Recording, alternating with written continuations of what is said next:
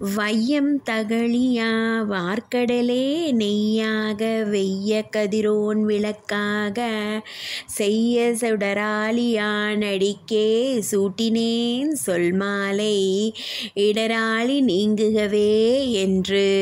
பொய்கையாழ்வார் பாசுரம். எப்போவுமே ஒரு சின்ன அகல் விளக்கை ஏற்றி ஸ்லோகம் சொல்லி வேண்டிக்கிட்டோம்னா பலிக்கும்னு சொல்வாங்க.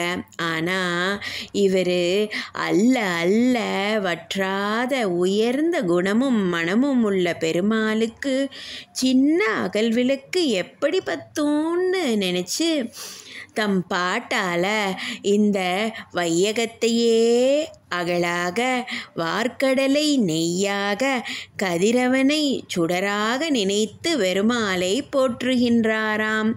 ஆஹா, என்ன ஒரு அற்புதமான கற்பனை! பெருமாளே, தேனினும் இனிய இந்த கற்பனைகளோடு நின்னை வணங்குகிறோம், காப்பாயாக.